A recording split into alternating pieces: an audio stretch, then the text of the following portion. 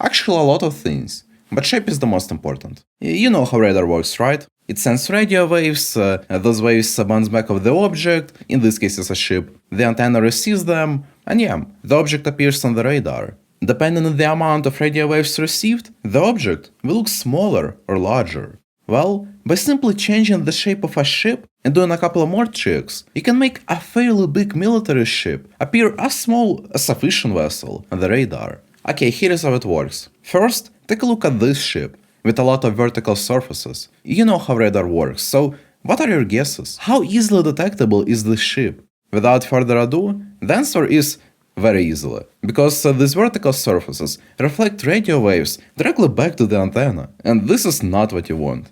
Now look at this ship. It's literally the same, except that the surfaces are now angled. Now, the radio waves that radar sends are reflected in the sky, not at the antenna, making the vessel much harder to detect. That's why I believe shape is the most important. By just avoiding vertical surfaces, you can dramatically improve the stealth capabilities of a ship. Sure, it's not actually that easy, but yeah, just doing this helps a lot. But that's not the only thing you can do. There are a couple more tricks. Materials. Oh yeah, that's important too. Some materials like steel or aluminum are just more reflective than something like wood, plastic, or composite materials. So ideally, you want to avoid those reflective materials when building a stealth ship. For example, this one was actually built primarily from carbon fiber, and this one also has a lot of components made of composite materials. Of course, there are some downsides. Perhaps the most important is that it's very expensive. Don't quote me on that, but I believe carbon fiber is like 100 times more expensive than steel. Either way, it's really pricey. Also, it's just not as durable as steel. Alternatively, you can actually cover reflective metal surfaces in a radar-absorbing material, and that will help too. But composite materials would still be a better choice. Oh, actually, I forgot to mention that you want to avoid not only vertical surfaces, but round shapes too. I mean, no matter how you angle a round object, one side will always reflect radio waves directly to the antenna. And that's why things like